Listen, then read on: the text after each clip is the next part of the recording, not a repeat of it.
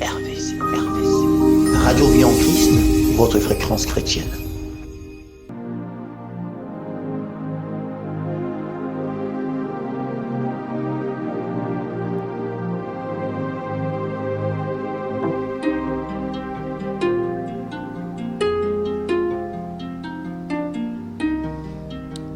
Béni soit le nom du Saint béni d'Israël, lui qui nous permet d'être encore là ce soir une fois de plus dans ces débuts d'année 2023.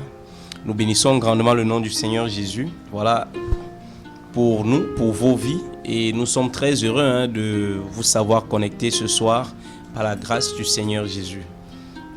Nous bénissons le Seigneur et bien-aimés en Christ, par la grâce du Seigneur Jésus, nous vous croyons si nombreux connectés dans cette station radio, la radio Vie en Christ, la RVC, la 87.7 FM. Et nous croyons que le Seigneur Jésus a encore beaucoup de choses à nous communiquer, beaucoup de choses à nous donner. Et avant de commencer, nous voulons recommander toutes choses entre les mains de celui pour qui et par qui nous sommes là ce soir, au nom de Jésus. Père Adonai, merci pour ta grâce. Merci pour ton amour dans nos vies. Merci pour le privilège que tu nous fais d'être encore là ce soir, Seigneur, pour cette émission, Papa, que tu nous accordes la grâce de faire, Papa. Merci, Seigneur, pour tous les auditeurs, Seigneur, tous ceux-là qui sont connectés, Papa, pour écouter cette émission, Papa, pour écouter encore ta parole. Tous ceux-là, Papa, qui ont soif, tous ceux-là qui sont affamés, Seigneur, Père, de connaître, Seigneur, mon Dieu, mon roi, Père, ta volonté pour leur vie, de connaître, Seigneur, comment est-ce qu'ils doivent marcher, de connaître, Seigneur, comment est-ce qu'ils doivent te plaire, de connaître, Seigneur, ce qu'ils doivent faire pour réjouir ton cœur. Père, je te bénis, Seigneur, pour ces vies, Papa. Je te bénis, Seigneur, pour toutes ces personnes à qui tu as accordé cette grâce. Parce que c'est une grâce, Seigneur, mon Dieu, mon roi. Père, d'écouter, Seigneur, ta parole. D'écouter, Seigneur, tes merveilles. D'écouter, Seigneur, oh Dieu de gloire, la révélation, Papa, des mystères de l'évangile, Seigneur, mon Dieu, mon roi. Père, merci encore pour cette faveur, Seigneur, mon Dieu, mon roi, Papa, que tu nous fais. Merci pour cette grâce que tu nous fais, Père. Nous croyons en ta présence au milieu de nous. Nous croyons, Seigneur, en ta divine puissance, Seigneur, mon Dieu, mon roi, qui est capable de changer, Seigneur, de transformer les cœurs, de transformer les vies, Seigneur, mon Dieu, mon roi, Père. Nous croyons à la puissance, Seigneur, qui est dans ta parole, Seigneur, qui est capable, Seigneur, mon Dieu, mon roi, d'apporter la vie, Seigneur, là où il y avait la mort, Seigneur, mon Dieu, mon roi, Père, qui est capable, Seigneur, mon Dieu, mon roi, Papa, Seigneur, d'apporter, Seigneur, mon Dieu, mon roi, Papa, de ranimer, Seigneur, mon Dieu, mon roi, Papa, Seigneur, les âmes qui sont mortes, Seigneur, Père. Merci, Papa, pour tout ce que tu feras, Seigneur, ce soir. Merci pour tout ce que tu feras dans les vies. Merci pour tout ce que tu accompliras, Seigneur, mon Dieu, mon roi, Papa. Reçois toute la gloire, Seigneur, dans le nom puissant de Jésus. Alléluia. Voilà, nous bénissons le Seigneur par la grâce du Seigneur. Je suis là ce soir, votre humble serviteur, Félix Emmanuel. Comme d'emblée, comme vous avez, vous qui êtes les fidèles auditeurs de cette émission, la restauration des fondements. Nous présentons encore une fois de plus, parce que c'est une nouvelle ère, c'est une nouvelle saison, c'est une nouvelle année, et nous voulons adopter aussi une attitude nouvelle pour la gloire de Dieu. Et à ma droite, le serviteur du Seigneur est là, il va se présenter naturellement. Shalom encore à tous, c'est frère Yvan. Nous sommes heureux de savoir que vous êtes encore nombreux connectés pour cette émission. Nous sommes dans une nouvelle année 2023. Nous remercions le Seigneur pour ce qu'il a fait dans vos vies au courant de l'année 2022. Et nous croyons que si le Seigneur a permis que vous soyez encore en vie pour cette année 2023, c'est parce qu'il a encore quelque chose à faire dans vos vies. C'est parce qu'il a un projet, il a un plan dans vos vies. Et nous bénissons grandement le Seigneur pour sa grâce et pour son projet avec chacune de vos vies. Au nom de Jésus. Amen. Bénissons le Saint béni d'Israël. Et à ma gauche, naturellement, votre humble serviteur, encore une fois de plus, dont vous retrouvez en cette saison 2023. Bonsoir, fidèles auditeurs de la 87.7 Radio Vie en Christ. Nous bénissons grandement le nom du Seigneur pour cette nouvelle année qui nous accorde, n'est-ce pas, d'être debout. Vraiment, il nous donne, n'est-ce pas, ce souffle de vie pour que nous puissions vraiment glorifier son Saint-Nom. Et je prie vraiment que tu entres dans cette dynamique-là, que tu réalises que tu as été créé par Dieu et pour Dieu. Voilà, donc nous bénissons le nom du Seigneur pour cette émission, n'est-ce pas, la restauration des fondements, pour vraiment ramener les cœurs des enfants vers le Père. Je suis votre humble serviteur Valence. Voilà, donc à tout à l'heure dans la suite de l'émission. Gloire au Seigneur Jésus. Voilà. Et nous voulons encore d'emblée bénir cette station radio qui nous a ouvert les portes par la grâce du Seigneur. Et nous bénissons aussi le Seigneur pour son promoteur. Vous savez, la Bible nous dira d'être reconnaissant. La Bible nous dit, soyez reconnaissants envers tous. Vous voyez, donc nous voulons être reconnaissants envers, n'est-ce pas, le promoteur de cette radio, les techniciens, tout ça, tous ceux qui nous encadrent par rapport à cette émission. Nous bénissons ces frères dans le nom de Jésus-Christ de Nazareth. Voilà, que le Seigneur donne encore la sagesse et la prospérité à tous égards dans toutes les entreprises, voilà, par la grâce du Seigneur, selon sa volonté. Et nous voulons encore d'emblée bénir le nom du Seigneur et bénir vos vies. Vous qui êtes fidèles à nous écouter depuis, n'est-ce pas, depuis des années, depuis un long moment déjà. Vous qui nous écoutez, vous qui nous encouragez, vous qui nous fortifiez aussi par vos prières. Nous voulons être reconnaissants envers vous. Vous savez, nous ne pouvons pas, n'est-ce pas, avancer sans vous. Nous ne pouvons pas faire l'œuvre du Seigneur sans vous. Parce que sinon là, nous serons en train de battre dans l'air. Vous voyez, donc nous savons que par vos prières nous permettent, n'est-ce pas, de ne pas chuter sur les assauts de Satan. Vos prières nous permettent d'être, n'est-ce pas, de nous maintenir debout. Vos prières nous permettent d'avancer. Vos prières nous soutiennent. Voilà. Donc nous bénissons le Seigneur pour vos prières, pour vos paroles, pour vos nombreux encouragements. Vous qui appelez, vous qui laissez des messages, nous voulons bénir le nom du Seigneur pour vos vies et vous bénir dans le nom de Jésus. Voilà, nous voulons bénir nos frères du côté de Japoma, bénir nos frères qui sont du côté de PK12 ici à Douala, bénir nos frères qui sont, n'est-ce pas, du côté qui nous écoutent ici et là, même du côté de PK11, du côté de Yassa, du côté partout à Bédi, tous les bien-aimés qui sont connectés, fidèles à cette émission, qui nous écoutent, voilà, même si vous ne faites pas souvent signe, et même ceux qui font signe, nous savons que vous êtes si nombreux connectés et à nous écouter, voilà, parce que vous êtes, n'est-ce pas, vous faites la joie de nos cœurs lorsque nous savons que vous écoutez et dont le Seigneur, n'est-ce pas, œuvre dans vos vies. Nous bénissons grandement le nom du Seigneur pour vos vies et nous croyons que cette année 2023 va être encore une année de grâce, une année de paix, une année de gloire dans une autre dimension de la connaissance de celui qui nous a créés. Alléluia. Donc nous croyons que le Seigneur va nous amener dans une autre dimension. Nous croyons que le Seigneur va nous amener dans une autre étape. Nous croyons que le Seigneur Jésus a un plan merveilleux pour nos vies et qu'il va d'emblée nous toucher encore une fois de plus. Voilà, nous voulons être reconnaissants par rapport à vos efforts, par rapport à vos soutiens mutuels, par rapport à vos soutiens tant individuels que collectifs. Nous bénissons le Seigneur pour cela au nom de Jésus-Christ de Nazareth. Alléluia. Donc voilà, je ne sais pas si avant d'entrer dans le vif du sujet, si un bien-aimé a quelque chose à ajouter par rapport aux auditeurs. Bon, en ce qui concerne la nouvelle année qui commence, et le frère tout à l'heure bénit nos auditeurs. Vraiment, nous vous prions de disposer vos cœurs par rapport à ce qui va sortir ce soir, parce que c'est fondamental. Voilà, ça va permettre à ce que chacun puisse vraiment comprendre ce à quoi Dieu appelle et ce que Dieu attend de nous. Vous voyez, parce que si on ne connaît pas Dieu, si on ne comprend pas Dieu, on ne pourra pas vraiment accomplir ce qu'il attend de nous. Donc il est important vraiment pour nous de disposer nos cœurs ce soir pour véritablement recevoir la parole qui va transformer notre être afin de nous rendre semblables à Jésus. Alléluia. Amen. Donc nous bénissons les auditeurs, nous continuons à les bénir. Eux qui nous ont soutenus, mon frère bien-aimé Yvan, eux qui nous ont soutenus par leurs prières, de par, n'est-ce pas, les messages, et ceux qui appellent, ceux qui envoient des messages pour nous fortifier, pour nous bénir. Voilà, nous voulons être reconnaissants envers tous ces frères.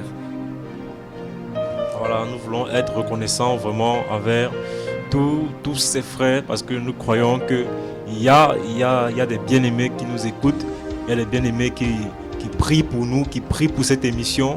Et vraiment, nous voulons vraiment rendre grâce au Seigneur pour leur vie, bénir le Seigneur pour leur vie et les encourager à continuer encore davantage à prier pour cette émission, à intercéder pour cette émission afin que le Seigneur continue de se glorifier comme il se glorifie déjà et nous croyons qu'il va encore se glorifier.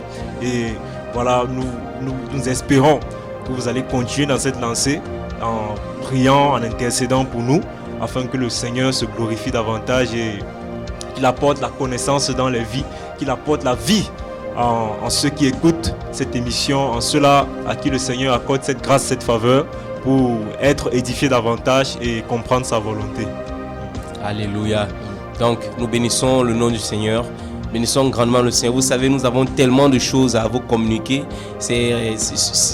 Et nous voulons prendre le temps que le Seigneur nous a donné à travers cette radio, la 87.7. Nous voulons prendre ce peu de temps-là pour vous communiquer ce que Dieu a mis dans notre cœur. Déjà ce soir, nous voulons...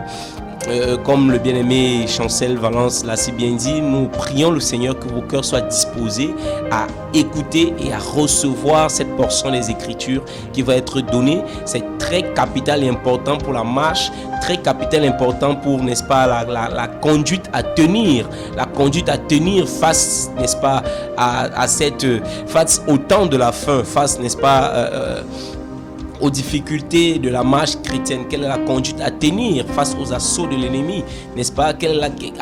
En quoi est-ce que le Seigneur nous attend en ce temps de la fin? Voilà, nous bénissons le nom du Seigneur Jésus. Vous qui nous prenez à court, nous voulons vous rappeler que vous êtes dans l'émission La Restauration des Fondements, cette émission interactive. Vous voyez, donc vous pouvez aussi interagir à travers, n'est-ce pas, les numéros standards qui vont vous être communiqués. Vous allez prendre ces numéros si vous désirez communiquer avec nous, partager quelque chose, voilà, une bénédiction, ou encore partager quelque chose, voilà, poser des questions sur les incompréhensions par rapport à la parole, tout cela, ou donner vos sujets de prière. Nous allons prier en direct de ce studio pour vos soucis. Alléluia. Donc vous allez prendre ce numéro. Nous avons le numéro 693 74 42 74. Donc, vous pouvez participer directement à l'émission au 693 74 42 74. Vous pouvez aussi nous joindre, appeler ou faire un voice ou des messages via WhatsApp au 671 72 63 06. Le 671 72 63 06. Voilà. Nous voulons aussi en même temps profiter pour bénir le nom du Seigneur Jésus pour la veillée d'action de grâce qui est passé il y a quelque temps, la nuit du 30 au 31. Et il y a beaucoup de bien-aimés qui ne nous connaissaient pas, qui sont arrivés, voilà. Et nous voulons aussi demander pardon pour ceux qui sont venus pour nous voir et qui désiraient causer, partager avec nous, et qui n'ont pas pu, n'est-ce pas, nous toucher, qui n'ont pas pu, n'est-ce pas, partager des choses avec nous, puisque voilà, nous communiquons plus, n'est-ce pas, dans des réseaux, mais nous n'avons pas tellement voilà, nous ne communiquons pas trop de manière physique, donc nous voulons déjà demander pardon. C'était une veillée et il y avait tellement de personnes à rencontrer, tellement de personnes avec qui on se devait de partager. Donc vous qui n'avez pas pu partager des choses avec nous et qui espéraient partager avec nous, nous vous demandons pardon. Nous croyons que le meilleur reste à venir. Alléluia. Donc voilà, nous vous bénissons, vous qui avez participé à cette veille d'action de grâce. Nous vous bénissons et nous croyons que justement le meilleur reste à venir dans les prochains jours. Il y a tellement de programmes qui sont en vue, dans le Seigneur nous a mis à cœur et nous voulons tout simplement la confirmation. Donc voilà, priez pour nous. C'est pas facile, c'est pas évident, mais continuez à prier pour nous. Voilà, nous vous bénissons au nom de Jésus. Alléluia. Voilà, nous sommes là ce soir une fois de plus. Nous allons juste partager une toute petite portion des Écritures dans le livre de Romains chapitre 8, à partir du verset 28. Voilà, nous allons lire le livre de Romains chapitre 8, à partir du verset 28. Nous allons partager une petite thématique sur le plan de Dieu, pour nos vies. Quel est le plan de Dieu pour nos vies? Alléluia. Lorsque nous parlons du plan de Dieu pour nos vies, nous ne parlons pas seulement la vie des enfants de Dieu, nous parlons quel est le plan de Dieu pour la vie de l'homme. Alléluia. Quel est le plan de Dieu pour la vie de l'homme? Donc, dans le livre de Romains chapitre 8, à partir du verset 28 à 30, nous allons lire dans le nom de Jésus. La Bible dit dans le livre de Romains chapitre 8, je vais lire dans la version parole vivante. La Bible dira, nous savons du reste que les intentions bienveillantes de Dieu sont à l'origine de tout ce qui nous arrive. Dieu fait concourir toutes choses au bien de ceux qui l'aiment, car c'est conformément à son plan qu'ils ont été appelés. En effet, ce que Dieu a enveloppé d'avance dans son plan d'amour, il les a aussi destinés depuis le commencement à porter son image. Il a décidé de faire de ses enfants au même titre que son propre fils et de les façonner pour qu'ils lui ressemblent, afin qu'il soit l'aîné d'une nombreuse famille de frères. Ceux à qui Dieu a réservé d'avance une telle destinée, il les a aussi appelés à venir à lui. Ceux auxquels il a adressé son appel ont aussi été déclarés justes, et ceux qu'il a fait accéder à cette justice et à cette vie nouvelle ont été revêtus de la beauté de la sainteté. Dieu leur a accordé la gloire. Alléluia. Amen. Dieu les a aussi accordé la gloire. Et nous croyons fermement que le Seigneur Jésus a quelque chose à nous communiquer ce soir à travers cette portion de l'écriture. Voilà, nous bénissons le nom du Seigneur. Amen. Amen. Amen. On bénit grandement le nom du Seigneur.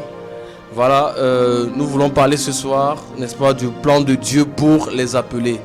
Voilà, ou encore le plan de Dieu pour nos vies. Parce que tout le monde est appelé en fait. Amen. Tout le monde est appelé, que tu sois païen ou chrétien, que tu sois une personne qui adore d'autres divinités, que tu sois un athée.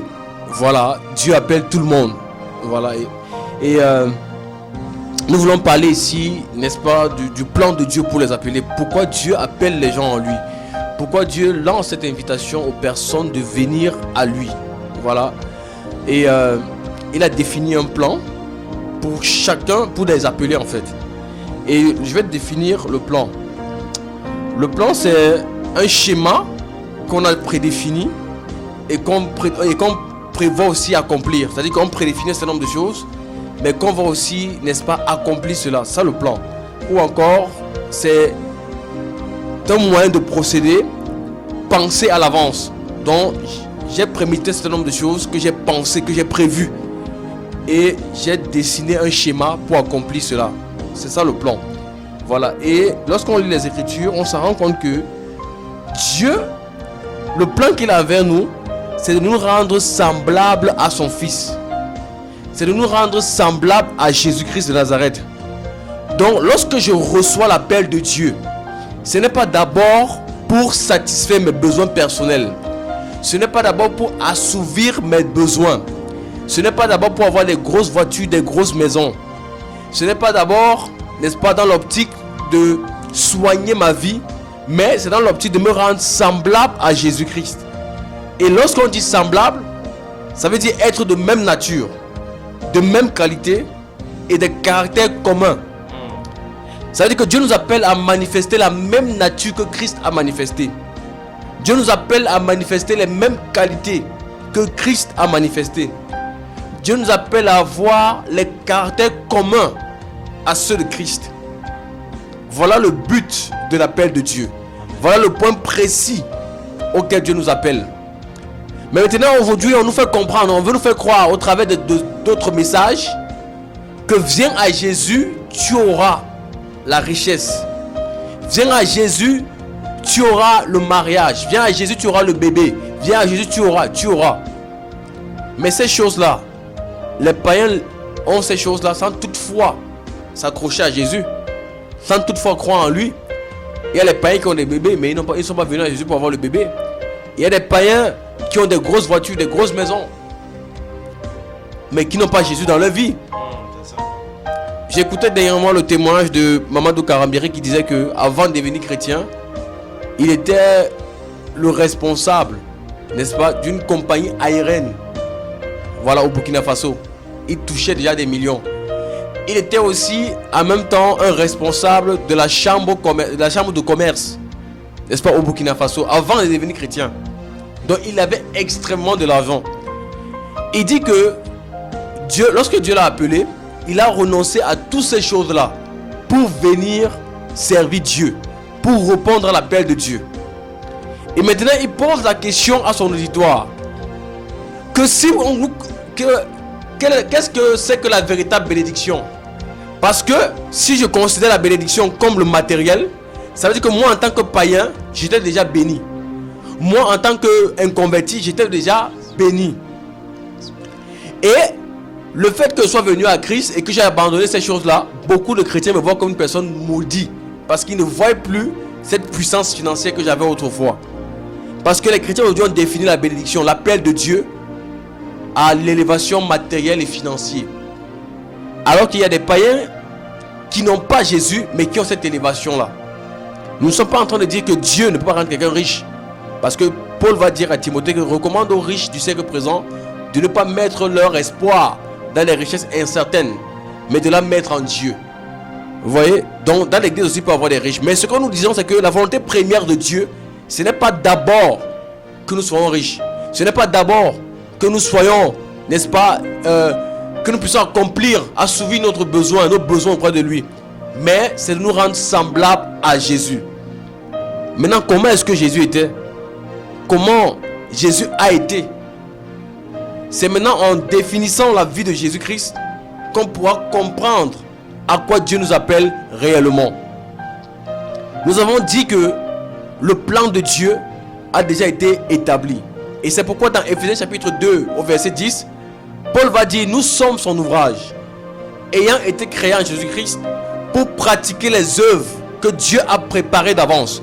Et les œuvres qu'il a préparées d'avance là, c'est son plan. Et ces œuvres là, on les trouve en Jésus. Maintenant, il faudrait qu'on définisse la personne de Jésus pour savoir à quoi nous sommes appelés véritablement, pour savoir à quoi Dieu nous attend réellement.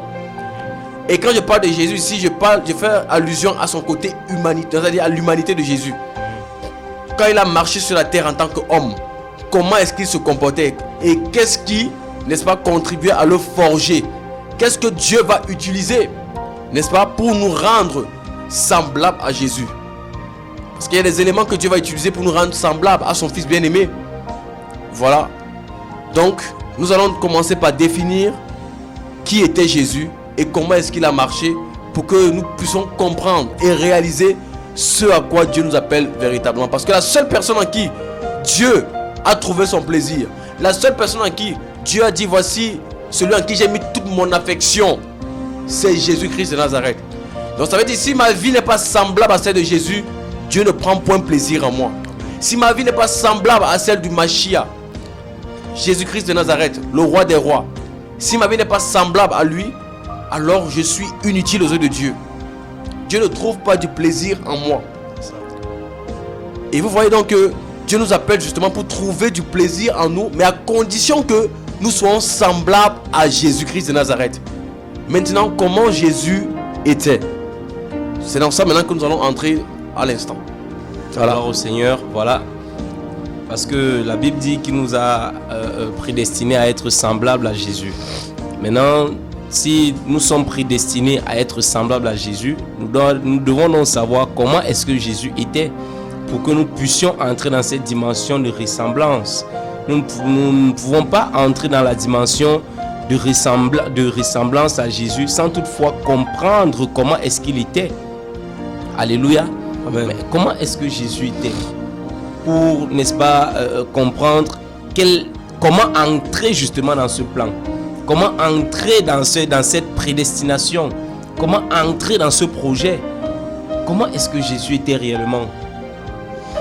Évidemment, on ne peut pas entrer dans le plan, en fait, dans ce plan de ressembler, d'être à l'image de Jésus, sans connaître justement comment est-ce qu'il était. Et pour connaître comment est-ce que Jésus était, il faut regarder à la parole. Il faut voir comment était sa vie, il faut voir comment est-ce qu'il vivait, il faut voir comment est-ce qu'il parlait, il faut voir comment est-ce qu'il agissait. Et l'une des descriptions de la vie du Seigneur Jésus se trouve dans Ésaïe 53. Il est vrai qu'en ce temps, lorsque Ésaïe parle, Jésus n'était pas encore là. Mais il parlait de Jésus de manière prophétique. Donc, il décrivait la façon dont Jésus allait être, la façon dont Jésus allait vivre de manière prophétique. Nous sommes dans Ésaïe 53.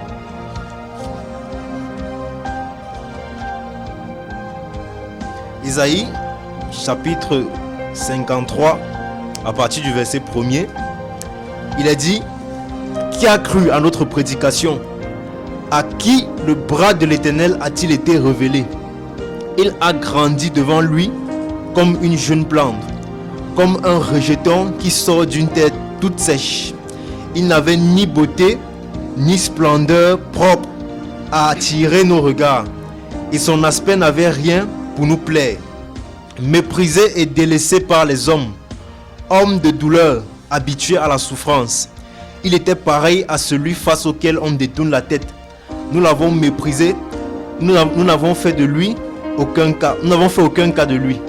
Pourtant, ce sont nos souffrances qu'il a portées, c'est de nos douleurs qu'il s'est chargé. Et nous l'avons considéré comme puni, frappé par Dieu et humilié. Mais lui, il était blessé à cause de nos transgressions, brisé à cause de nos fautes. La punition qui nous donne la paix est tombée sur lui. Et c'est par ses blessures que nous sommes guéris. Je vais revenir à partir du verset 1er. À partir du verset 2, je veux dire. On dit, il a grandi devant lui comme une jeune plante, comme un rejeton qui sort d'une terre toute sèche. Il n'avait ni beauté, ni splendeur propre à attirer nos regards. Il n'avait ni beauté, ni splendeur propre à attirer nos regards. On voit ici l'humilité. On voit ici que Jésus, homme, lorsqu'il est venu sur la terre, c'est un homme humble. Il ne faisait rien pour attirer le regard. Il ne faisait rien. Tout ce qu'il faisait, ce n'était pas pour plaire aux hommes. Ce n'était pas pour attirer le regard des hommes. Il ne portait pas forcément de beaux vêtements pour attirer le regard. Tout ce qu'il faisait, rien de ce qu'il faisait n'était pour attirer le regard. Il ne faisait pas tous les efforts pour se rendre tellement beau afin d'attirer le regard. Jésus était un homme humble. Il avait l'humilité. Et il manifestait cette humilité. Il a manifesté cette humilité jusqu'à la croix. Jusqu'à ce qu'on le crucifie. Jusqu'à ce qu'on le pende au bois. Il a manifesté cette humilité. Donc ça veut dire quoi? Ça veut dire que moi aujourd'hui, moi et toi, nous sommes appelés à manifester l'humilité, à être humble comme Jésus. Je suis appelé à être humble comme Jésus. Je suis appelé à m'humilier. Je suis appelé à ne rien faire pour attirer le regard. Je suis appelé à ne pas faire les choses pour plaire aux hommes, pour attirer le regard des hommes, pour attirer la faveur des hommes. Je ne suis pas appelé à faire des choses pour attirer les faveurs des hommes, pour que les hommes m'acclament, pour que les hommes m'applaudissent, pour être élevé au milieu des hommes. Pourquoi? Parce qu'il est dit, c'est le Seigneur Jésus lui-même qui dit que tout ce qui est élevé devant les hommes est une abomination devant Dieu. Tout ce qui est élevé devant les hommes. Mais on voit aujourd'hui beaucoup qui veulent être célèbres dans l'église. On voit des gens qui veulent être des célébrités dans l'église. Des gens qui veulent être des stars dans l'église. Qui veulent être forcément connus. Connus, pas connus dans le genre, dans le sens pour impacter de manière positivement, mais connus comme des stars dans le monde.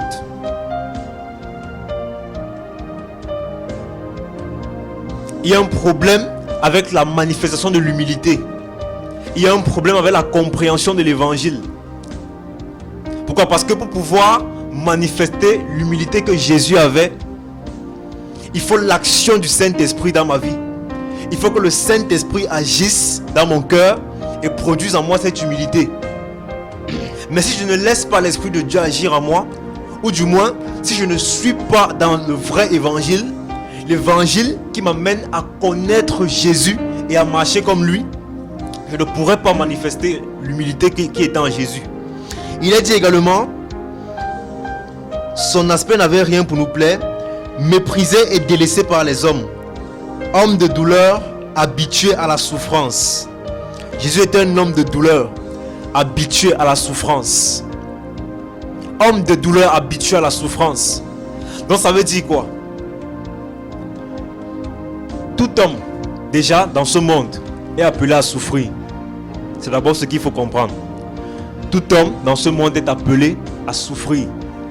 Pourquoi? Parce que nous sommes sur une terre qui est maudite. Amen. Nous sommes sur une terre qui a été maudite depuis depuis que Adam et Ève ont péché. Dieu a maudit la terre. Et cette malédiction qui est sur la terre fait en sorte qu'il y ait toujours des souffrances, qu'il y ait toujours des maux, qu'il y ait toujours des malheurs. Et Dieu a permis que son fils souffre. Dieu a permis que la souffrance qui était dans ce monde soit aussi sur son fils. Pourquoi? Parce qu'il fallait cela pour nous sauver. Parce qu'il fallait cela pour nous amener en fait à la vie éternelle, pour nous conduire à la vie. Dieu a permis que son fils souffre. Et de même aussi, nous sommes appelés non seulement à souffrir par rapport aux choses que tout le monde peut souffrir dans ce monde, par exemple les problèmes financiers, les problèmes matériels, mais celui qui est appelé selon le plan du Seigneur a aussi une autre type de souffrance dans laquelle il est appelé. Il est appelé à souffrir des souffrances de Christ, notamment être calomnié à cause de Jésus, accepter les moqueries à cause de Jésus, accepter les injures à cause de Jésus. Or aujourd'hui, beaucoup ne veulent pas ces souffrances-là.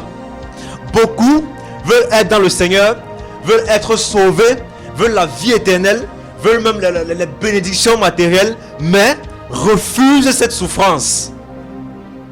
Lorsque les épreuves arrivent, les épreuves qui sont là, qui ont pour but de bâtir ce caractère, cette nature de Christ à laquelle tu es appelé, lorsque ça arrive, tu fuis les épreuves.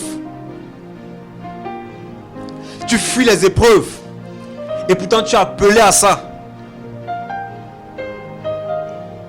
Tu es appelé à souffrir pour le Seigneur. Tu es appelé à livrer ta vie pour le Seigneur. Pourquoi? Parce que si réellement tu te considères comme étant un enfant de Dieu, comme étant né de nouveau, en réalité tu n'as plus de vie. Tu n'as plus de vie. Ton corps qui est là appartient à Jésus. Ton corps qui est là appartient au Seigneur. Mais si lorsque on te calomnie, si lorsqu'on parle du mal de toi, si on t'insulte, on sort des paroles dures contre toi, tu te mets toujours en colère, tu te fâches, tu n'arrives pas à supporter, ça produit la haine dans ton cœur. Ça veut dire que tu vis encore. Et si tu vis encore, ça veut dire que l'Esprit de Dieu n'est pas libre dans ta vie. Ça veut dire que l'Esprit de Dieu n'agit pas librement en toi. Pourquoi? Parce que le Saint-Esprit doit agir librement en toi. Et le Saint-Esprit agit librement en toi en produisant la joie dans les souffrances, en produisant l'amour envers ceux qui te méprisent, envers ceux qui t'insultent. Pourquoi? Parce que tu es appelé à vivre ces choses. Tu n'es pas appelé à être dans les plaintes. Pourquoi? Parce que si Jésus se plaignait avec tout ce qu'il vivait, c'est que personne ne devait être sauvé aujourd'hui. C'est que personne ne devait être sauvé.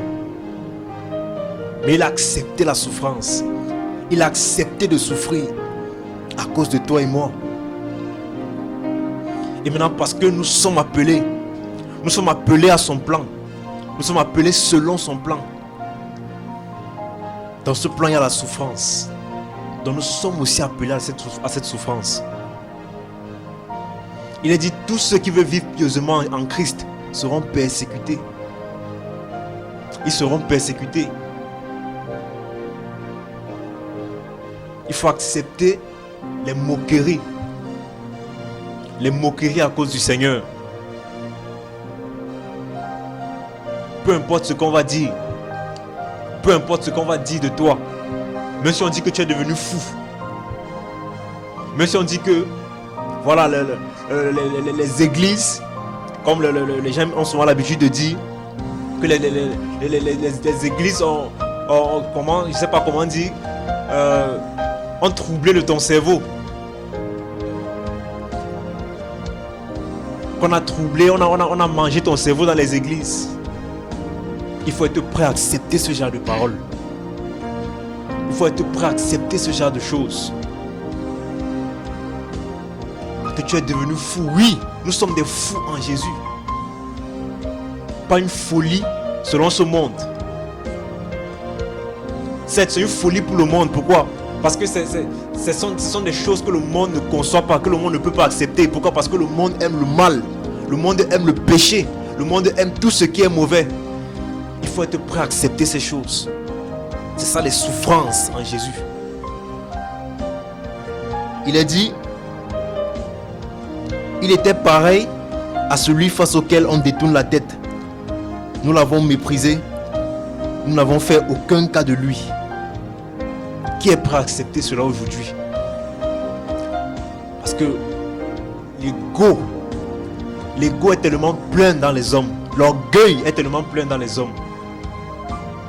Qui est prêt à accepter cela aujourd'hui? Parce que tout le monde veut être quelque chose. Tout le monde veut être quelqu'un. Tout le monde veut être quelqu'un. Qui est prêt à accepter à n'être rien, à être regardé comme rien? C'est ça le Seigneur Jésus. C'est ce que Jésus a accepté, à n'être regardé comme rien. Tout cela par amour pour nous, pour qu'on ne périsse pas, mais pour qu'on ait la vie éternelle. Amen. Il a accepté à n'être rien, à n'être vu comme rien. C'est ça. Lui qui était Dieu, le Dieu tout-puissant, devenu homme, il a accepté qu'on le voie comme rien. Mais toi, parce que tu es peut-être un chef d'entreprise, un grand docteur, une grande femme d'affaires, tu refuses qu'on te méprise à cause de ces titres que tu portes. Mais le Dieu Tout-Puissant a accepté de s'humilier et d'être vu comme rien par amour pour toi. Et pourtant c'est véritablement, nous sommes véritablement rien. C'est nous vraiment, s'il faut vraiment mépriser des personnes, c'est nous. Parce que nous ne sommes que de la poussière. Nous ne sommes que de la poussière avec un souffle. De la poussière avec un souffle. Et dès que ce souffle part, on meurt. Voilà ce que nous sommes. Et pourquoi est-ce qu'on va vouloir s'élever? Pourquoi est-ce qu'on ne va pas accepter l'humiliation? Accepter qu'on nous humilie? Et pourtant nous ne sommes rien. Le Dieu Tout-Puissant a accepté cela. C'est ça Jésus, c'est le plan dans lequel il nous appelle. C'est dans ce plan qu'il nous appelle. Accepter de n'être vu comme rien. Accepter d'être méprisé. Peu importe les titres que nous pouvons avoir dans ce monde. Dieu veut qu'on s'humilie, Dieu veut qu'on soit comme lui. Parce que c'est ce qu'il a fait.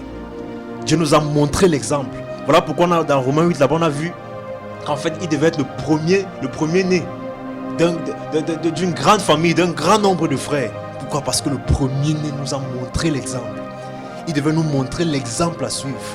Comment est-ce qu'on doit marcher? Jésus c'est le véritable modèle. Il y a des gens qui ont pour modèle les stars de ce monde, les stars de musique, les stars de football. Nous, notre modèle c'est Christ. C'est lui le véritable modèle. Il n'est pas resté au ciel dans sa gloire. Il a laissé cette gloire. Il est venu s'humilier. Voilà le modèle. Il est venu nous montrer. Il n'a pas été un mauvais enseignant. Celui qui dit de faire ce que lui-même il est incapable de faire. Il nous a montré comment faire. Il nous a donné la puissance pour faire cela par le Saint-Esprit.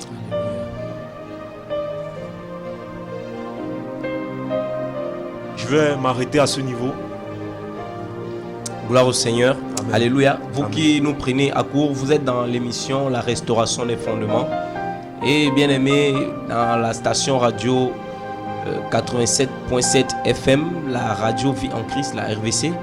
Voilà, vous nous prenez à court parce que nous sommes en train de partager cette portion de l'écriture qui est intitulée ce soir le plan de Dieu pour l'humanité, le plan de Dieu pour les hommes. Alléluia. Et nous avons vu que le plan de Dieu est non seulement pour, n'est-ce pas, les femmes, mais aussi pour les hommes. Non, c'est pas seulement pour une nation, c'est-à-dire la nation d'Israël, c'est aussi pour toute l'humanité, parce que la Bible dit dans le livre de Galates là-bas qu'il n'y a plus ni juif, ni grec, ni homme, ni femme. Nous sommes tous un en Jésus-Christ de Nazareth. Donc Jésus-Christ est venu pour nous faire un. Et il est venu pour nous rendre conformes à l'image, n'est-ce pas, à son image. Alléluia. Et lorsque nous prenons le passage de base de Romains chapitre 8, si nous prenons tout simplement le verset 29 qui dit « Car ceux qu'il a connus d'avance, il les a aussi prédestinés à être conformes à l'image de son Fils. » Alléluia, afin qu'il soit le premier-né de beaucoup de frères. Donc, si nous prenons tout simplement ce passage-là, nous comprenons qu'en fait, ceux qu'il a connus d'avance, c'est-à-dire, si tu te réclames être de Christ, si tu dis être enfant de Dieu, laisse-moi te dire que ce n'est pas aujourd'hui que nous sommes, n'est-ce pas, que Dieu nous a connus. Il nous a connus d'avance.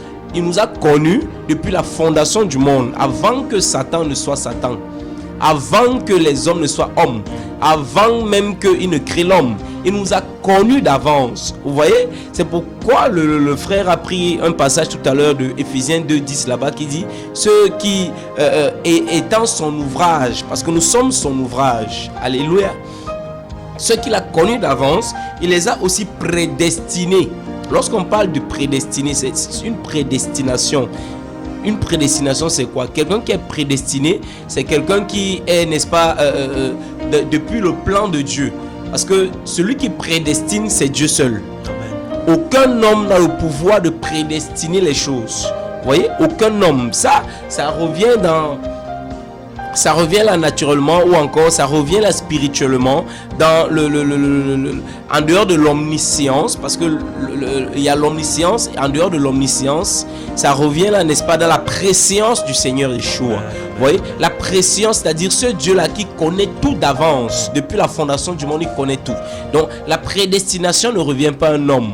Vous voyez, donc lorsqu'on parle de la prédestination, il faut qu'on vous explique ces mots. Ce ne sont pas des mots inventés, mais ce sont les mots que lorsque vous voyez dans la Bible, il faut essayer de chercher c'est quoi être prédestiné. C'est que si toi qui es prédestiné, ou encore toi que Dieu a connu d'avance, c'est parce que Dieu, avant que Satan ne soit Satan, avant que le monde ne soit dans le chaos comme c'est le cas aujourd'hui, il t'a connu. Et en fait, il a su qu'à un moment donné, tu devais te convertir. Parce que c'est lui qui touche. Il a su que tu devais te convertir. Et il t'a prédestiné à être comme son fils Jésus. Tu vois? Donc c'est le plan de Dieu. Lorsque quelqu'un, comme on devient enfant de Dieu, lorsque tu deviens enfant de Dieu, il te met directement dans ce processus. Directement, à partir du moment où tu te réclames de Christ, à partir du moment où tu deviens enfant de Dieu, à partir du moment où tu te réclames enfant de Dieu, héritier de Dieu, nous avons un grand frère, notre Yahya. Alléluia. C'est pour ça qu'il est le premier de beaucoup de frères. Nous avons notre Yahya, c'est-à-dire Yehoshua, homme, Jésus-Christ, homme, celui-là qui a marché sur terre comme le bien-aimé le disait tout à l'heure. Et nous avons vu un tout petit peu sa marche. Il a marché comme tout un simple homme. La Bible dit que nous n'avons pas... Les gens ne pouvaient poser sur lui. Il n'avait rien pour attirer les regards. Il n'avait rien de beau. Il n'avait rien de c'est-à-dire, il n'était pas différent des autres. Combien aujourd'hui tu fais la différence avec les autres? Combien de pasteurs, de bishops aujourd'hui font la différence avec des chrétiens? Vous voyez, il y en a qui sont assis à l'estrade sur les fauteuils, ils boivent de l'eau, pendant que les autres sont assis de l'autre côté sur les chaises en plastique. Vous voyez, donc il y a la différence. Oh, ce n'était pas ça Jésus. C'est pas ça notre grand frère. Notre grand frère nous a montré l'exemple. Dans Jean chapitre 7. Dans Jean chapitre 7, les disciples vont venir, n'est-ce pas, les soldats, on va envoyer les soldats pour venir arrêter Jésus. Vous voyez, lorsqu'ils vont venir arrêter Jésus, mais on ne va même pas le reconnaître. On ne va pas le reconnaître au milieu de ses disciples. Au point où les soldats vont venir, vont dire, on nous a envoyé arrêter Jésus. Mais il va dire, je suis. Dès qu'il va dire, je suis, ils vont tomber à genoux. Ils vont se lever pour la deuxième fois. Ils vont dire, on nous a envoyé chercher Jésus. Donc, il n'y avait pas de différence en gros. Ils vont dire, jamais homme n'a parlé comme cet homme. Ils vont rentrer sans lui. Donc, en fait, si ce n'est pas sa parole, si ce n'est pas le pouvoir, si ce n'est pas l'autorité qui dégageait de sa vie, on ne pouvait pas voir la différence qu'il y avait. C'est pour ça que les hommes, ils n'avaient rien pour attirer les regards. Il n'y avait rien de différence. Il était tellement simple. Il n'y avait pas vous voyez, une robe tellement simple. Vous voyez, un habillement tellement simple. C'est pas un habillement, je sais pas trop, en col clérical, tout ça là avec les toges, les tias, tout ça là comme les souverains sacrificateurs de l'époque de la loi. Non, il n'y avait pas de différence. Vous voyez? Donc ça c'est la vie de Jésus. Ça c'est un de certains pans de la vie de Jésus. Et lorsqu'on va voir, ici là où la Bible dit prédestiné à être conforme, nous aujourd'hui, Dieu nous a mis dans ce processus, dans ce plan, pour être comme Jésus. Et pour être comme Jésus, on parle ici du caractère. On parle ici du caractère de Jésus, le caractère de Christ. On parle ici du comportement de Jésus, l'attitude, les sentiments. Alléluia. Voilà pourquoi Philippiens chapitre 2, le verset 5, va nous dire que « Ayez en vous les sentiments qui étaient en Jésus-Christ », c'est-à-dire le caractère de Christ. Donc, c'est pas en fait le physique qui compte devant Dieu. Il ne nous a pas prédestinés à être physiquement comme Jésus. Il ne nous a pas prédestinés à être comme avec les cheveux blancs, comme l'Apocalypse nous décrit Jésus. Les cheveux blancs, tout ça là, la robe, la ceinture. Non. En fait, c'est pas comme ça que Jésus, c'est pas ça. Vous voyez, c'est pas ça. En fait, l'image que nous devons porter aujourd'hui est spirituelle, c'est-à-dire le caractère. Lorsqu'on voit ton caractère, lorsqu'on voit ton langage, lorsqu'on voit ton comportement, lorsqu'on t'écoute, est-ce qu'on peut voir Jésus en toi? Est-ce qu'on peut voir la marque du Christ sur ton caractère, sur tes agissements? Est-ce que tu as vu Jésus un jour insulter les gens? Mais toi tu insultes les gens, ça veut dire que tu n'es pas conforme à l'image de Christ. Donc c'est tout ça qui nous rend aujourd'hui perplexes par rapport à la marche chrétienne. Lorsqu'on voit le comportement ici et là, le caractère des hommes ici et là, on se pose des questions que, mais quel est le plan de Dieu réellement? Quel est le plan de Dieu pour nous? Quel est le plan de Dieu pour l'humanité? Quel est le plan de Dieu pour les enfants de Dieu? Quel est ton plan, Jésus?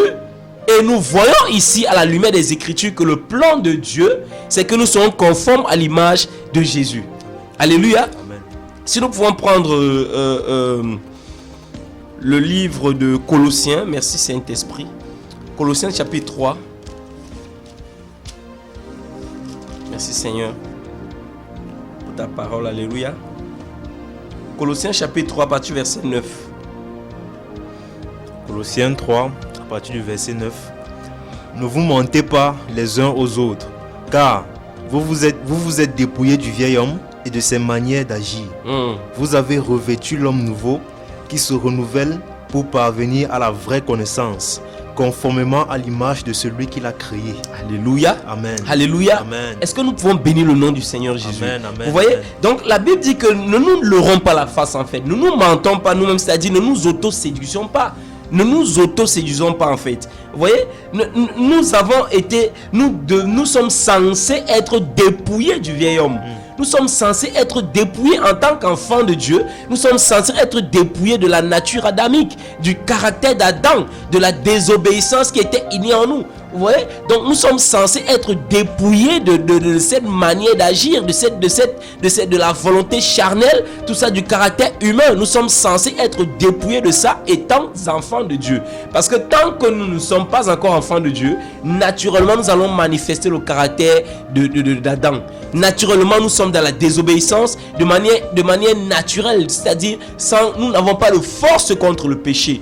Vous voyez? Mais tant que nous sommes déjà enfants de Dieu, en tant qu'enfants de Dieu, nous sommes censés être dépouillés de cette nature qui nous poussait au péché. Nous sommes censés être dépouillés de cette nature qui nous amenait, n'est-ce pas, à la dépravation des mœurs. Vous voyez? Donc, mais il nous amène maintenant, il nous dit au verset 10, ayant revêtu le nouvel homme. voyez, nous avons revêtu le nouvel homme. C'est qui le nouvel homme? Le vieil homme, c'est qui? C'est Adam. C'est la nature d'adamique, le caractère d'Adam, c'est-à-dire la désobéissance, le péché. Alléluia. Mais Dieu nous a donné la capacité, il nous a dépouillés du vieil homme, n'est-ce pas, à la conversion. Maintenant, nous sommes revêtus du nouvel homme. C'est qui ce nouvel homme? C'est justement le plan de Dieu en fait. Le plan de Dieu, c'est que nous sommes revêtus du nouvel homme. Alléluia. Amen, amen. Et c'est qui le nouvel homme? 1 Corinthiens 15 nous parle, n'est-ce pas, du nouvel homme. Amen. Le second Adam, Alléluia. qui est Yeshua. Alléluia. Amen. Le second Adam qui est Jésus-Christ de Nazareth. Et c'est de lui que nous parlons. C'est de lui que nous partageons ce soir, bien-aimés, vous qui nous écoutez. C'est de Jésus-Christ. C'est du caractère de Christ. Le nouvel homme, n'est-ce pas? C'est l'homme régénéré. C'est l'homme régénéré. C'est l'homme renouvelé. C'est l'homme transformé. Le nouvel homme, c'est Jésus-Christ en nous. Alléluia. Amen. Et il dit que, ayant revêtu le nouvel homme qui se renouvelle dans la connaissance. Bien-aimés, nous ne pouvons pas atteindre, n'est-ce pas, cette statue de connaissance de Christ si nous ne sommes pas revêtus du nouvel homme. Nous ne pouvons pas exceller dans la connaissance du Mashiach sans toutefois être revêtus du nouvel homme. Nous ne pouvons pas grandir, n'est-ce pas, dans la sainteté, dans la sanctification, dans la pureté si nous ne sommes pas revêtus du nouvel homme. Alléluia. Amen. Nous ne pouvons pas atteindre le plan de Dieu ou encore entrer dans le plan de Dieu si nous ne sommes pas revêtus du nouvel homme. Alléluia. Amen. Voilà pourquoi il dit, ayant le nouvel homme qui se renouvelle dans la connaissance selon l'image de celui qui l'a créé. Selon l'image de celui qui l'a créé. Alléluia. Amen. Qui nous a créé?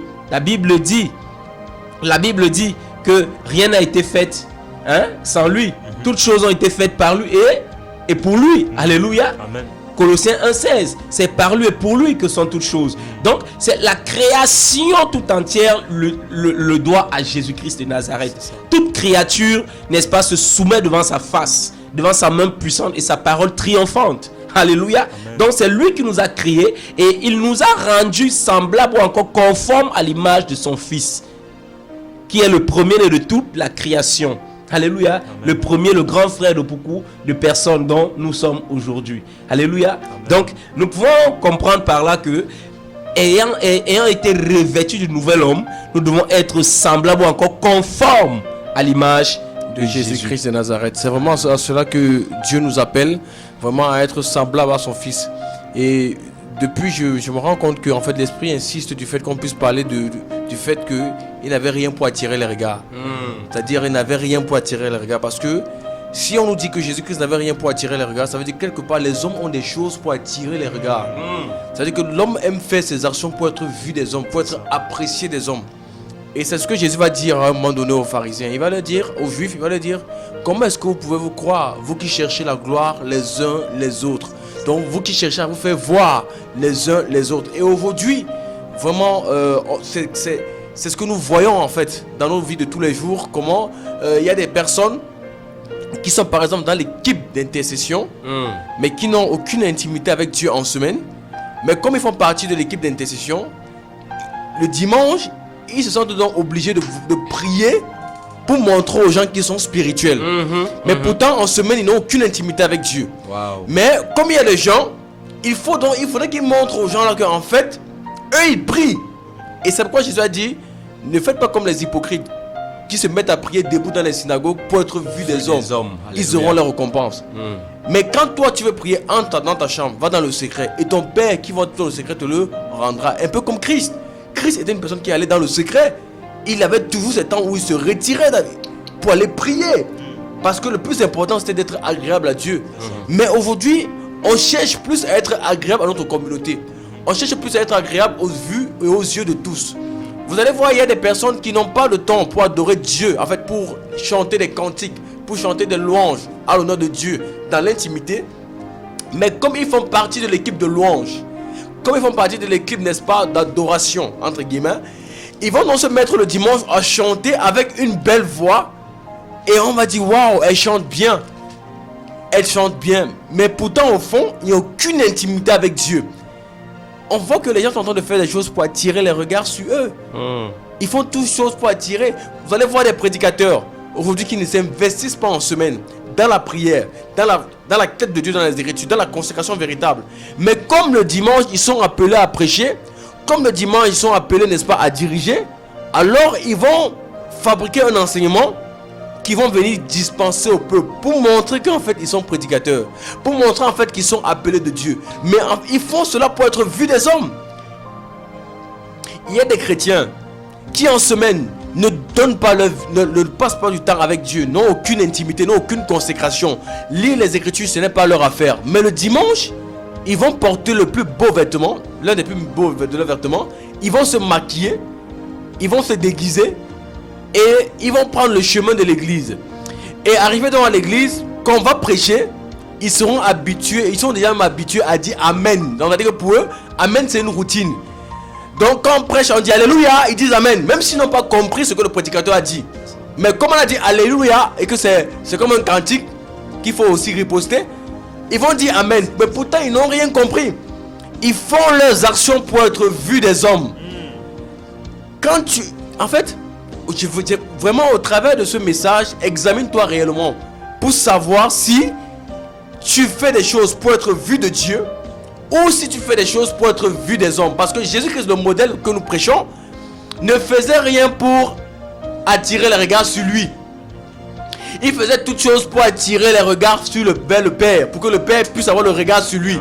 Et une personne qui est conscient que le Père a les regards sur lui, il va chercher plus le Père dans l'intimité. Il aura une intimité avec le Père céleste. Il va chercher à être seul.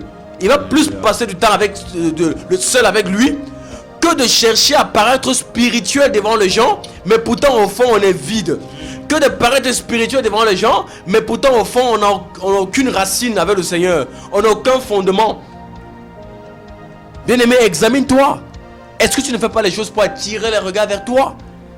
Parce que si tu es dans ce modèle-là, si tu es dans cette dynamique-là, tu n'es pas en train d'être semblable. Tu n'es pas en train de répondre à l'appel. Tu n'es pas en train d'entrer dans le plan de Dieu. Tu n'es pas en train de considérer les voies du Seigneur. Beaucoup de personnes arrivent le dimanche à l'église, ils chantent des cantiques. Ils chantent des cantiques, mais en semaine, ils n'ont aucune intimité. Ils veulent paraître spirituels. Ils veulent attirer les regards. Ils veulent aussi qu'on dise à un moment donné que eux là, ils sont spirituels. Mais est-ce qu'en semaine, réellement, tu as des temps seul à seul avec Dieu? Est-ce que réellement, tu as les temps seul à seul avec Dieu en semaine? La Bible dit, offrez vos corps comme un sacrifice saint, vivant et agréable. Ce qui sera de votre part un culte raisonnable. Le culte que Dieu agrée, c'est quand tu offres ton corps. Le culte que Dieu agrée, c'est quand tu offres tes forces. Le culte que Dieu agrée, c'est quand tu offres tes facultés. Le culte que Dieu agrée, c'est quand tu lui donnes tes membres. Voilà le culte que Dieu désire, que Dieu approuve, que Dieu aime. Mais si tu penses que le culte que Dieu aime, c'est quand tu te retrouves à l'église le dimanche pour chanter, pour prier, pour prêcher, tu as tout faux. Tu es en train de faire des choses pour être vu des hommes et non pour être vu de Dieu. Et je tiens à préciser que la seule personne en qui Dieu a dit, c'est en lui que je trouve tout mon plaisir, c'est en lui que je trouve mon affection, c'est en son fils Jésus que nous prêchons. Quelqu'un qui n'avait rien pour attirer les regards. Oh, les pharisiens, Jésus va dire, gardez-vous des scribes et des pharisiens, car ils font leurs actions pour être vus des hommes. Pour être vus des hommes. L'esprit pharisien, l'esprit d'hypocrisie, l'esprit double. En fait, comme les sorciers. Vous savez, quand les sorciers sont en assemblée, ils paraissent spirituels. Mais pourtant, au fond, ils font des pratiques abominables. Pourtant, derrière, ils font des pratiques abominables. Aujourd'hui, quand les sorciers arrivent au milieu des chrétiens, ils disent qu'il n'y a pas de différence. En fait, on est pareil. On est pareil. Moi, en semaine, je n'ai pas d'intimité avec Dieu. Je suis beaucoup plus avec mes fétiches, avec mes canaries, avec les choses que je vais incanter pour détruire l'église. Mais je viens le dimanche pour paraître spirituel. Je viens le dimanche pour chanter, pour qu'on voie que je suis une bonne soeur ou un bon frère. Pareil comme les chrétiens. En semaine, ils vouent un culte à d'autres dieux. Ça peut être la télévision. Ça peut être, n'est-ce pas, leurs affaires. Ça peut être, n'est-ce pas, leur business. Tout. Ça peut être leur propre vie même. Mais ils s'en foutent de Dieu. Mais le dimanche, ils viennent à l'église pour paraître spirituels. Pour montrer qu'ils sont aussi à la quête de Dieu. Parfois, ils peuvent même pleurer pendant la prédication. Parfois, ils peuvent même, n'est-ce pas, couler des larmes. mais cela n'a aucun impact sur leur engagement avec Dieu. Ils ne prennent pas d'engagement avec Dieu. Ils ne prennent pas la peine de se lever pour aller vers Christ. Ils se maintiennent toujours dans leur position pour être vus des hommes. Voilà, pour être vu des hommes. Et on se rend compte qu'en fait, cette méthode-là n'a pas commencé d'aujourd'hui. On comprend mieux les paroles de Salomon dans Proverbes chapitre 3, là-bas, le verset 34, là où Salomon dit « Dieu se moque des moqueurs. » C'est ça. Et il fait grâce à ceux qui s'humilient. Vous voyez, Proverbes 3, 34. Et on se rend compte que, en fait, ça, c'est l'esprit religieux, en fait. Comme tu disais tout à l'heure, bien-aimé, ça, c'est l'esprit religieux qui nous pousse, n'est-ce pas, à chercher à être vu des hommes, à chercher à attirer les regards des hommes, à chercher à être acclamé des hommes, à chercher à être reçu des hommes, en fait. Vous voyez? Or, l'apôtre Paul dit quoi? L'apôtre Paul dit que si nous cherchons la gloire des hommes, serais-je encore serviteur de Dieu? Non! Et regardez dans Jean chapitre 12, à partir du verset 43 à 44.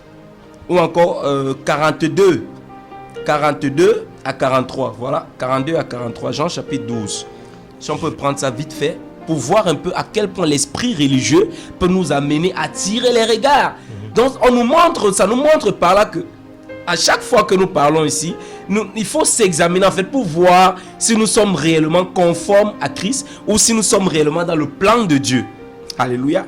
Amen. Jean 12, 42. Jean 12, verset 42. Cependant, même parmi les chefs, beaucoup crurent en lui. Mais à cause des pharisiens, ils ne le déclaraient pas, de crainte d'être exclus de la synagogue. En effet, ils aimaient la gloire des hommes plus que la gloire de Dieu. Ils aimaient plus la gloire des hommes par rapport à la gloire de Dieu. Vous voyez, voici une catégorie de religieux qui avaient écouté, n'est-ce pas, la parole du Seigneur Yeshua Mashiach que nous bénissons ce soir au nom de Jésus. Amen, amen. Ils ont écouté, n'est-ce pas, la parole de Dieu. Dans leur cœur battait lorsqu'ils écoutaient cette parole. Ils acceptaient, mais dans leur cœur, cette parole. Mais malheureusement, ils n'osaient pas se montrer au vu des hommes. Ils n'osaient pas se montrer au vu des autres pour s'humilier en fait. Parce que pour eux, ils étaient tellement hautains, ils étaient tellement orgueilleux, ils avaient déjà atteint une statue où c'est eux qui enseignaient le peuple. Mais malheureusement, ils n'avaient jamais reçu, n'est-ce pas, ils n'avaient jamais été nés d'en haut en fait. Ils n'étaient jamais nés d'en haut. Et lorsque, n'est-ce pas, celui par qui et pour qui nous pouvons naître d'en haut est arrivé devant eux, ils n'osaient pas, n'est-ce pas, venir devant lui pour naître d'en haut. Et il y en a qui ont, n'est-ce pas, écouté cette parole, ils ont été convaincus dans leur cœur, mais ils sont retournés dans leur vomi à cause, n'est-ce pas, de l'orgueil qu'il y avait dans leur cœur. Et la Bible dit de peur d'être exclus des synagogues, parce qu'ils aimaient plus la gloire des hommes. C'est quoi la gloire des hommes? C'est d'être acclamé par les hommes, mais malheureusement rejeté par Dieu. C'est de plaire aux hommes en fait. C'est de chercher toujours à gagner l'estime des hommes. Chercher toujours à plaire aux hommes, gagner le cœur des hommes, à gagner à gagner la considération des hommes. Mais malheureusement, Paul dit que si je plaisais aux hommes, je serais rejeté par Dieu. Vous voyez? Donc, ils ne cherchaient pas, ils aimaient plus la gloire de Dieu que la gloire de Dieu. La gloire de Dieu, c'est quoi? C'est que tu écoutes sa parole, comme ce soit celle dont nous prêchons. C'est que tu écoutes sa parole. Lorsque tu reconnais une erreur, tu t'humilies. Alléluia. Amen. Parce que Jacques 4, 6 va nous dire, Dieu, n'est-ce pas, élève les hommes. Dieu résiste aux orgueilleux. Alléluia. Et il fait grâce aux hommes.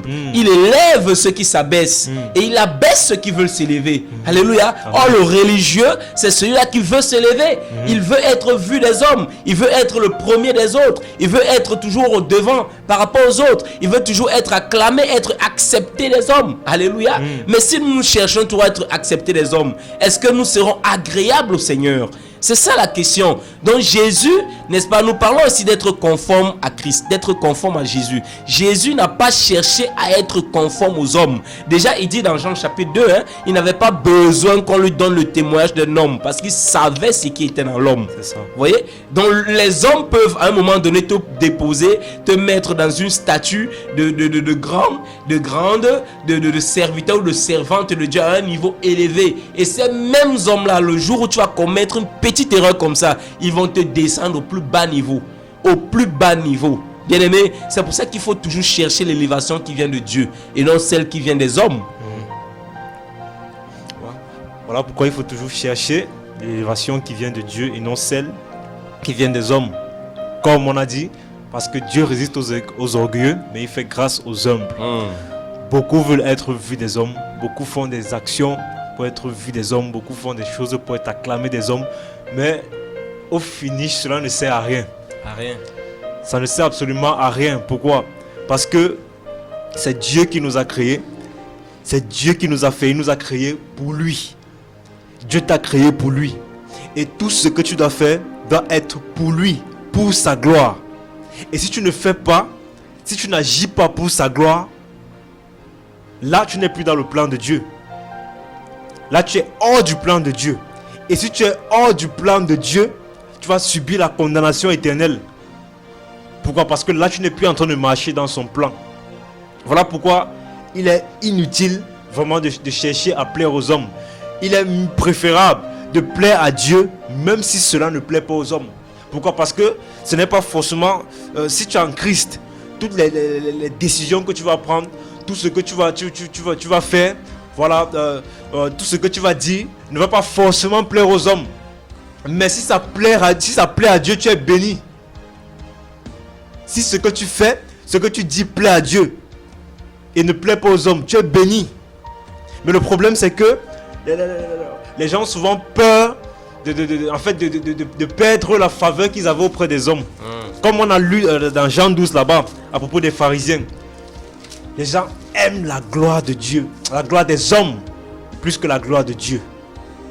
Ils aiment la gloire des hommes, ils préfèrent la gloire des hommes par rapport à la gloire de Dieu. Pourquoi? Parce que c'est tellement, pour les hommes, c'est tellement honteux.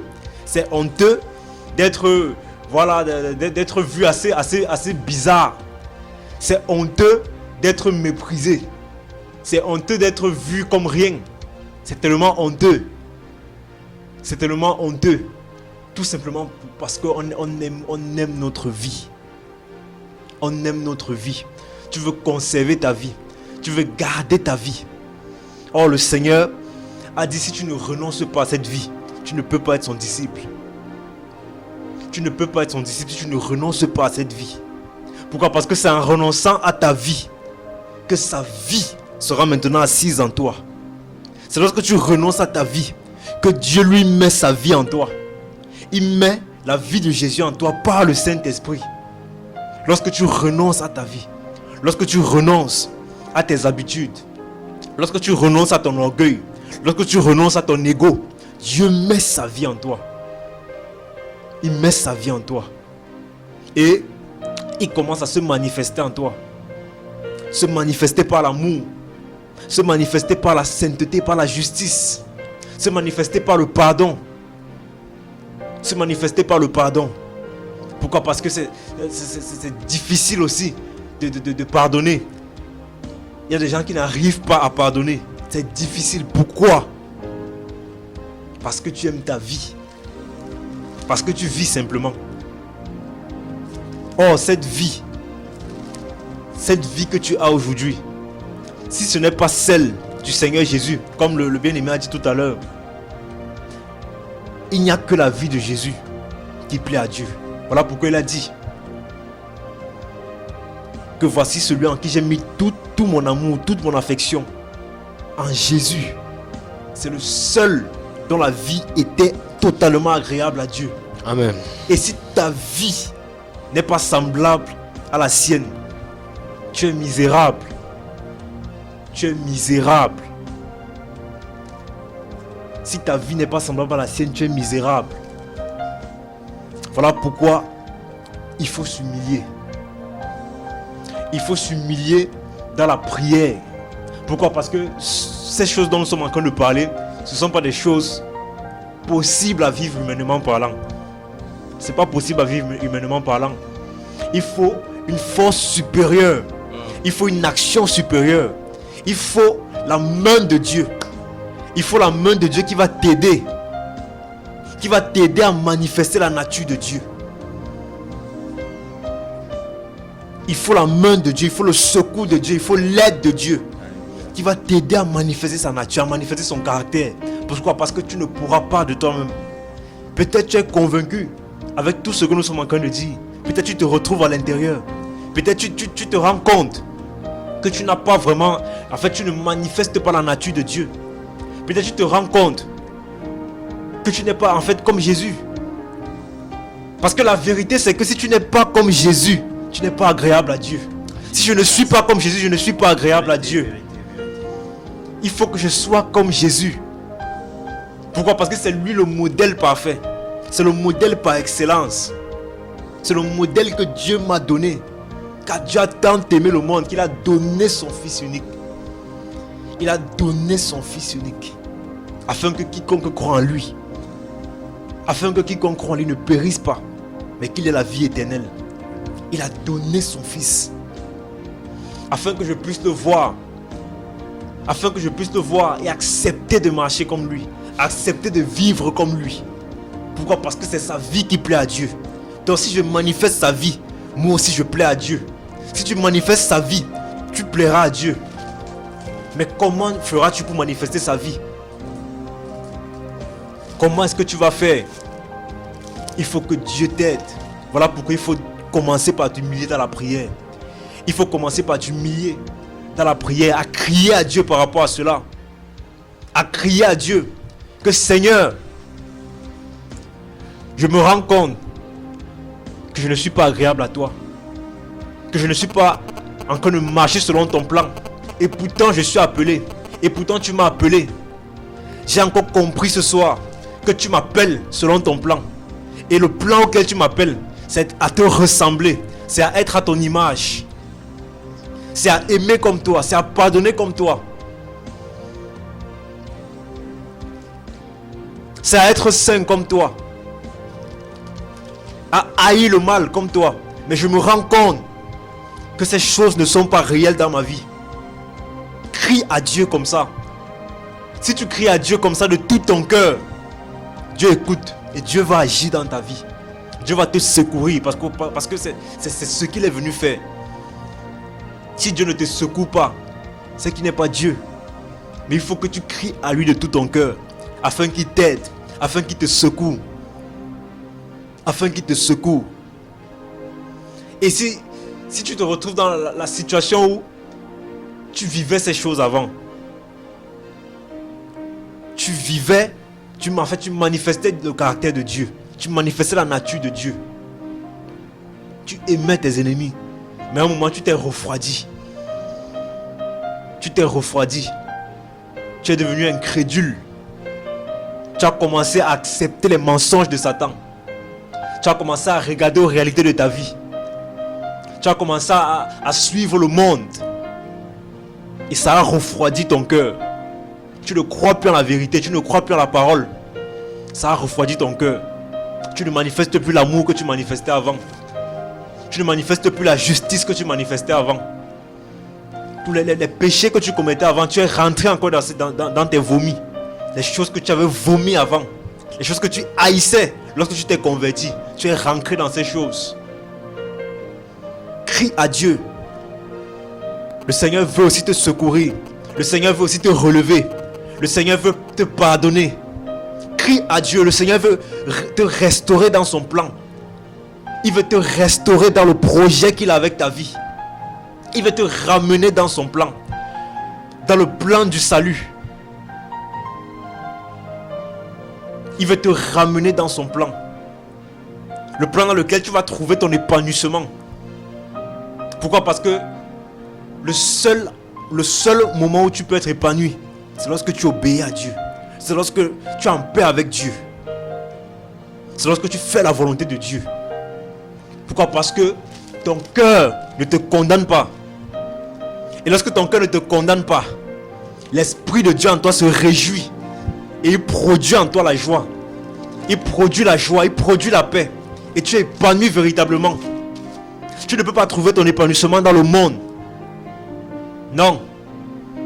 Dans les vomis dans lesquels tu es rentré. Tu ne peux pas trouver ton épanouissement dans ces choses. Tu ne pourras pas trouver. Voilà pourquoi tu répètes toujours les mêmes péchés. Les mêmes péchés. Pourquoi? Parce qu'en fait tu cherches l'épanouissement. Mais tu as oublié que c'est en Jésus, où tu ne le savais même pas, peut-être, que ce n'est que dans l'obéissance à la volonté de Dieu. Et c'est ce que Dieu attend de toi. C'est ça le plan qu'il a avec ta vie.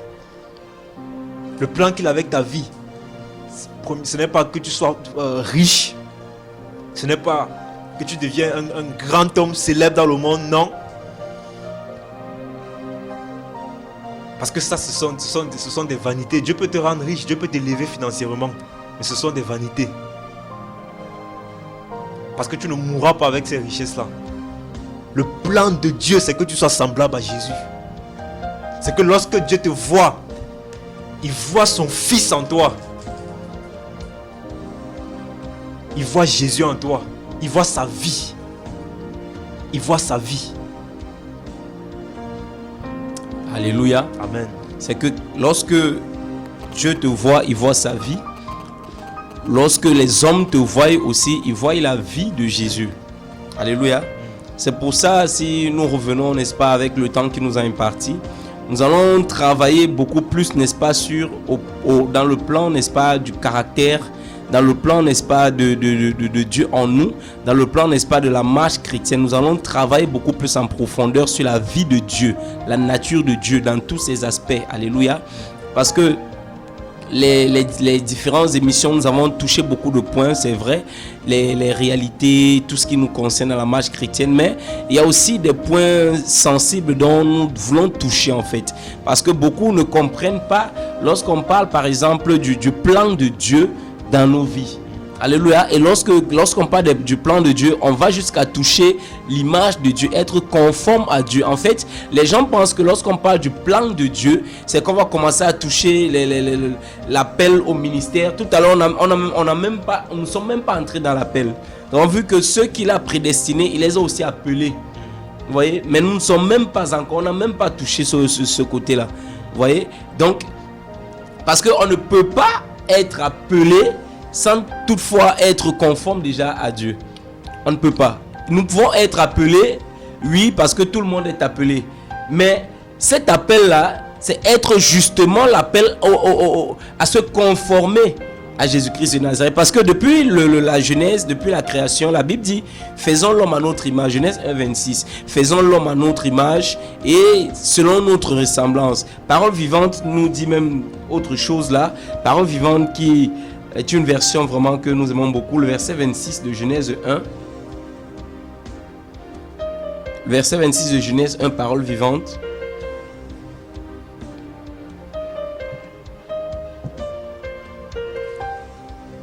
Voilà, Genèse chapitre 1er,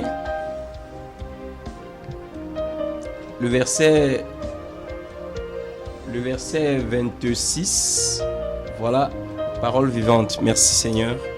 Dieu dit, faisons les êtres humains à notre image et qu'ils nous ressemblent vraiment. Qu'ils nous ressemblent vraiment. Qu'ils commandent aux poissons dans la mer. Vous voyez, bien-aimé, lorsque parole vivante, en fait, la Bible dit que faisons l'homme à notre image et qu'il nous ressemble vraiment. Vous voyez, c'est fort. Et regardons à la création, regardez le verset 28. Puis il est béni en disant... Et le verset 27, autant pour moi. Alors Dieu crée les humains à son image.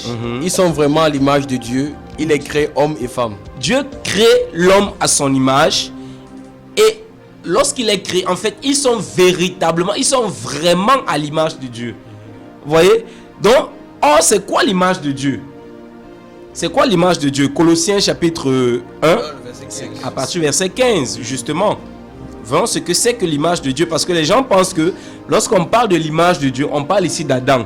Oui, Adam, d'abord, c'est lui qui a préfiguré Christ, mais ce n'était pas lui l'image de Dieu. C'était pas lui l'image de Dieu. L'image de Dieu, Colossiens 1,15. Le Christ est l'image du Dieu qu'on ne peut voir. Il est le Fils premier-né au-dessus de toutes les choses créées. En effet, c'est en lui que Dieu a tout créé dans les cieux et sur la terre, les choses qu'on voit et celles qu'on ne voit pas, les forces et les esprits qui ont autorité et pouvoir. Tout est créé par lui et pour lui. tout est créé par Jésus. Le Christ, alléluia, le Christ est, n'est-ce pas, l'image du Dieu qu'on ne voit pas. Vous voyez? Donc si tu veux voir Dieu, cherche Jésus. Alléluia. Amen. Si tu veux voir le créateur du ciel et de la terre, cherche Jésus. Et la bonne nouvelle, bien-aimés, vous qui nous écoutez, c'est que Jésus est venu habiter dans le cœur de ceux qui l'ont reçu. Amen. Parce que la Bible dit dans Jean chapitre 1, le verset 12, à tous ceux qui l'ont reçu, Yeshua, Jésus, à tous ceux qui croient en son nom, il les a donné le pouvoir de devenir enfants de Dieu. Donc il descend dans le cœur de celui qui le reçoit et il lui donne la capacité, n'est-ce pas, de porter son image. Alléluia. Amen. Donc les hommes, c'est pour ça que la Bible dit là-bas dans le livre d'Éphésiens, là-bas, la création tout entière attend avec ardent désir la révélation des fils de Dieu. Alléluia. Amen. Comment, c'est quoi la révélation des fils de Dieu? Justement, le monde veut voir Christ à travers les fils de Dieu. Le monde veut voir l'image, n'est-ce pas, de Dieu, du Dieu vivant, à travers les fils de Dieu. Le monde, les hommes veulent voir, n'est-ce pas, le comportement de Christ, le caractère de Christ, la manifestation, le pouvoir, l'autorité, la domination de Christ, à travers qui? Les fils de Dieu. Alléluia. Donc tous ceux et celles qui se réclament être de Christ doivent porter l'image du Fils de Dieu, doivent être conformes au Fils de Dieu. Ça, c'est la véritable identité d'un enfant de Dieu. C'est pour ça qu'il dit dans 1 Corinthiens 15, 1 Corinthiens 15, le verset, je crois, 49, on va le prendre.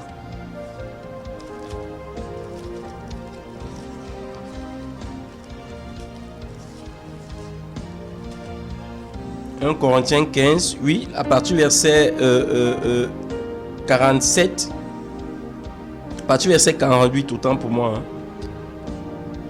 Tel est l'homme terrestre, tels sont aussi les hommes terrestres. Et tel est l'homme céleste, tels seront aussi les hommes célestes. Oui. Et de même que nous avons porté l'image de l'homme fait de poussière, nous porterons aussi l'image de celui qui est venu du ciel. Alléluia. Amen. De la même manière, nous avons porté l'image d'Adam, le premier homme, à travers, n'est-ce pas, la nature pécheresse. De la même manière, lorsque Christ vient dans nos vies, nous portons l'image du céleste, c'est-à-dire une autre nature renouvelée, la nature de Dieu. Amen. Alléluia. Amen. Waouh, c'est glorieux, bien-aimé. Amen, amen. On bénit grandement notre Seigneur pour ce partage ce soir. Vraiment, je suis béni par ce qui sort. Voilà, parce que le Seigneur est en train de faire. Parce que, vous savez, nous sommes appelés à être conformes à Christ. Et il est important de connaître comment Christ a été. Il est important de savoir comment il a marché pour davantage être agréable à Dieu. Parce que ce n'est qu'en lui qu'on trouve l'agréabilité à Dieu. Uniquement. En dehors de lui, en dehors de Christ, toute vie n'est que mensonge. Parce que Jésus a dit, je suis le chemin, la vérité et la vie. Ça veut dire qu'en dehors de lui, toute vie en dehors de celle de Jésus-Christ n'est que mensonge. Toute vie en dehors de Jésus-Christ de Nazareth n'est que mort. Parce qu'il est la vie. Donc si c'est que tu ne bâtis pas sur la vie, tu bâtis dans la mort. Et c'est pas étonnant de voir comment le diable peut venir jouer avec toi. Ce n'est pas étonnant de voir comment les ténèbres peuvent venir, n'est-ce pas, établir leur lieu dans ta demeure. Pourquoi? Parce que ta vie n'est pas bâtie sur la vérité. Ta vie n'est pas bâtie sur celui-là qui est la vie par essence. Oh my Lord. Ta vie est éloignée n'est-ce pas, de celle que Dieu agrée, que Dieu approuve. Et si tu n'es pas là où Dieu t'attend, forcément, tu seras là où Satan t'attend. Forcément, tu seras là où le diable t'attend. C'est pourquoi tu as les couches de nuit.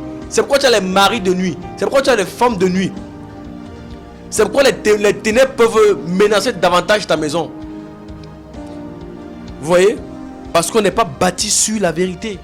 On n'est pas sur l'image de Christ.